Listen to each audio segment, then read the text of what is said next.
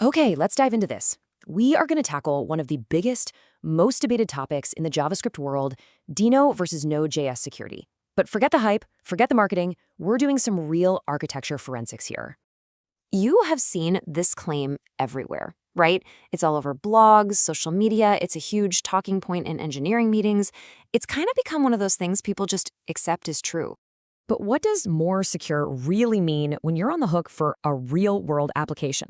I mean, imagine you're the CTO at a fintech startup, you're getting ready for a SOC 2 audit, and someone says, hey, let's switch to Deno. It'll solve our security problems. The real question you have to ask is, does changing the runtime actually make us safer? Or are we just trading one kind of risk for another? That's what we're going to figure out.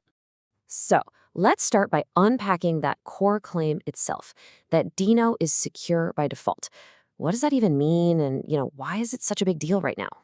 Well, the reason this whole conversation is so critical is that runtime security is not a theoretical problem anymore. We are dealing with some serious real-world threats every single day. Just think about it. Malicious code hiding in NPM packages, these crazy dependency confusion attacks. We're even seeing ransomware getting triggered through CI pipelines. And now with AI just pumping out code and pulling in who knows what packages, our attack surface is just exploding. The JavaScript ecosystem is gigantic, and every single one of those dependencies, that's a trust relationship.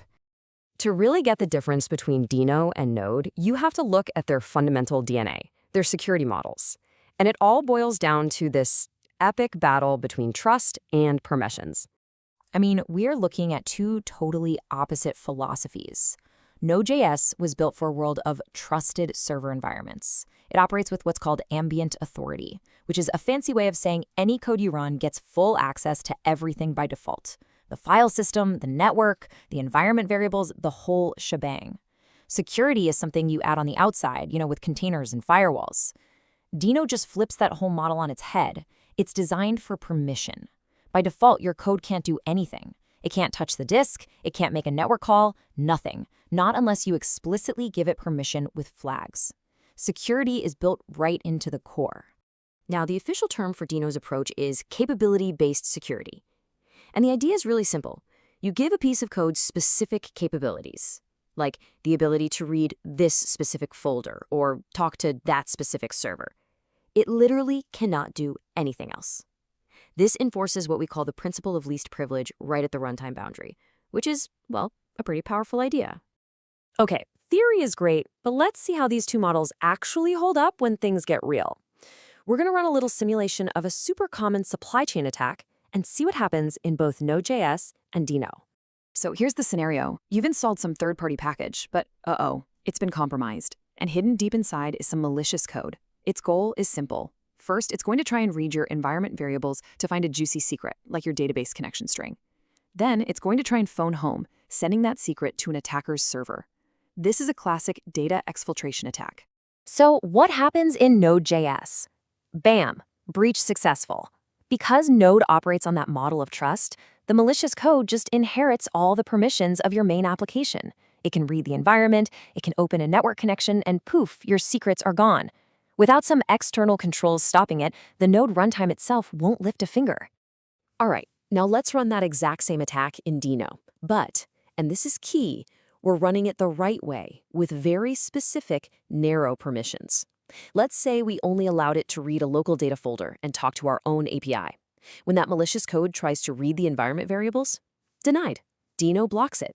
When it tries to send data to the attacker's server, blocked again. Permission denied.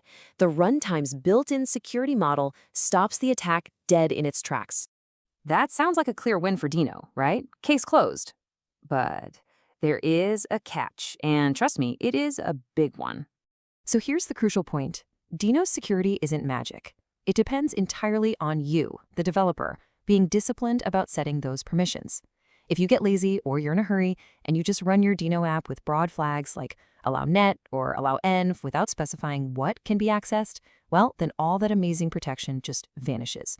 The malicious code gets everything it needs, and you are right back in the exact same boat as you were with Node.js. And this is exactly where we need to zoom out from the code itself and start looking at the bigger picture. Because the runtime, it's just one piece of a much larger security puzzle.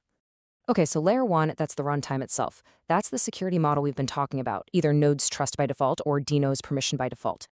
But most real-world apps aren't just running on a machine by themselves, right? They're running in containers. This is layer 2. Containerization gives you another boundary, another wall, isolating the process, its files, and its network from everything else. And then you've got layer 3, your cloud infrastructure. This is where you have incredibly powerful tools like IAM policies that control exactly what your application is allowed to touch, and network rules that can act like a bouncer for all incoming and outgoing traffic. So the really crucial point here is that you can't think about any of this in a vacuum. Runtime security is just one layer in what we call a defense-in-depth strategy. A really well-configured infrastructure with super tight network rules can absolutely contain a compromised Node.js process and stop it from sending data out, even if the runtime itself doesn't. So yeah, runtime security helps, but it is not the whole perimeter. Okay, so with all that context, let's pull all these threads together and try to reach a verdict on this whole debate. First off, let's just bust a few common myths. The idea that if you use Deno, you don't need security reviews anymore, totally false. A SQL injection flaw in your own code has nothing to do with runtime permissions. What about Node.js is insecure by design? Also false. It was designed for a different world, one that relies on layered security. Do permissions stop all attacks? Nope. They stop a certain type of attack, capability misuse, but not flaws in your own logic. And finally, my favorite. Will switching to Deno magically make you compliant? No way. Auditors care about your processes, your code reviews, your access controls, your logging, not just the name on the runtime binary.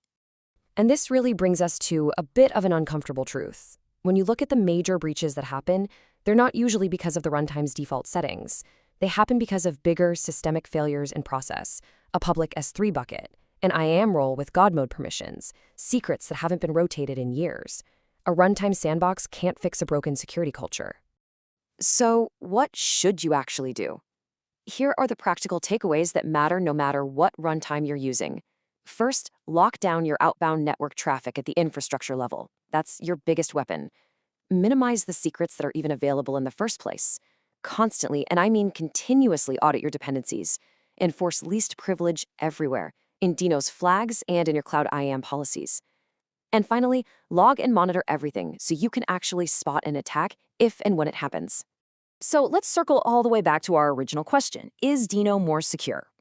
At the pure runtime level, by default, yes, absolutely.